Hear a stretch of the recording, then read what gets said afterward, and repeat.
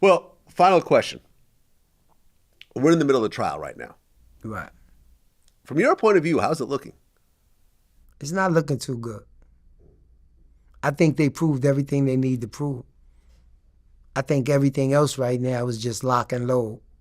You know what I'm saying? From listening to everything that they got to say, I do agree that some of the things are everyday things, like what we talked about with the parties and people paying the first half. You know, that shit that everybody does as an artist. You know what I'm saying?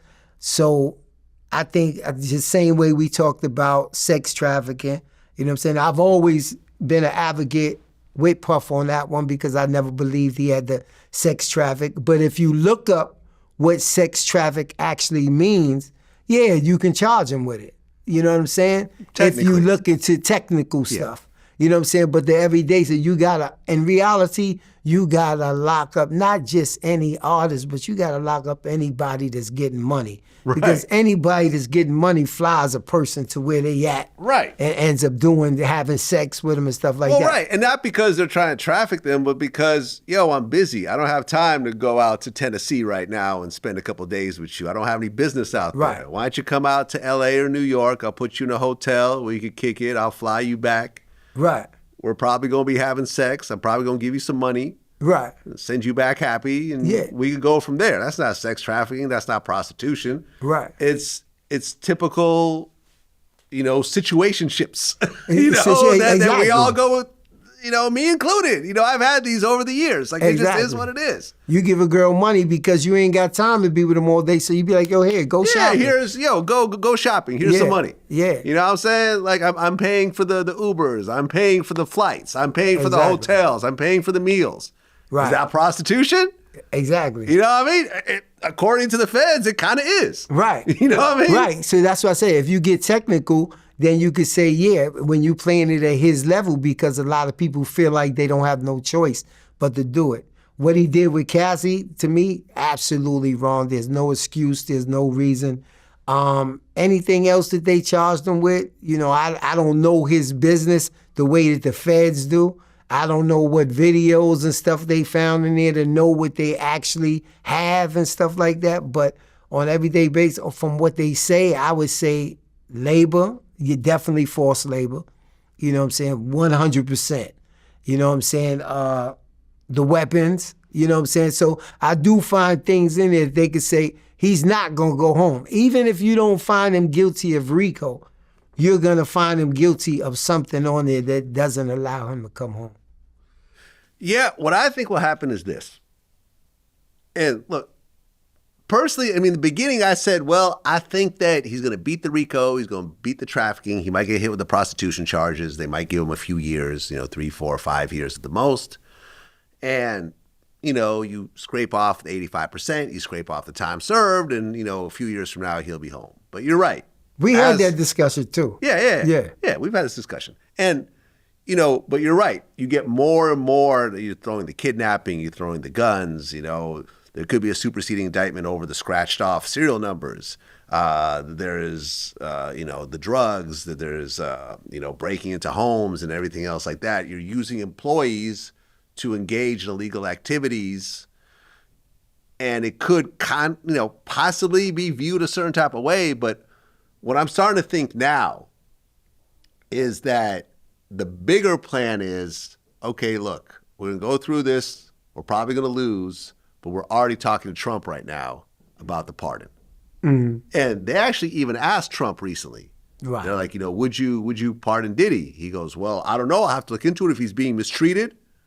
What does that mean? Mistreated. I used to go to Trump office with Puff all the time. Really? And how many times have you been with Trump and Puffy? 5 times. 5 times? At least 5 times. At least 5 times. The same guy that's his head of security now, the bald-headed, tall, Caucasian guy, that always runs to him when something is up there. Me and him used to sit down in front of the office and talk. You know what I'm saying? He's like, yo, how's Puffy, man? How's Trump? Yo, this, that, other, yo. Oh, you and Trump security would be talking. Yeah, we would be talking because they would be together for hours. You know what I'm saying? Were you actually in the room or no?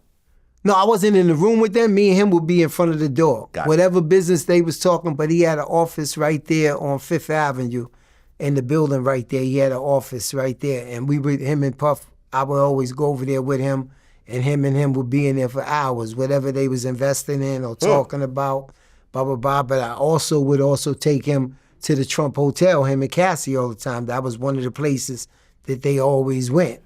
I saw Puffy and Polly walking into the Trump Hotel one day. Yeah. Yeah, I actually saw it with my own eyes. Yeah, right there across from Central Park. From Central Park, yeah, exactly. Yeah, in which Puff lives 2 blocks away from there.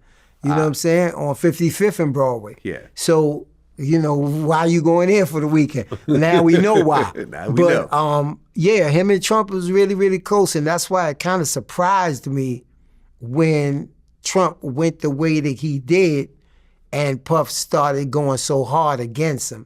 And I know right now he's wishing Puff that was going against Trump? Oh yeah, he went really hard. I mean, they got video out there where they say, "Yo, we got to stop this man. This man is that doing. If he becomes president, we're doomed, and this and that and the other." And I said to myself, I said, "I know he mad. He made that video. Now he did that commercial and stuff like that." Hold on, I think 50 actually posted this recently. Hold on, let me watch. Trump gets elected. Exactly. I really do believe in my heart there'll be a race war. That's why this message is not just to black people. You know what I'm saying? This message is to everybody. You know, this man is really trying to turn us against each other and put us in a situation.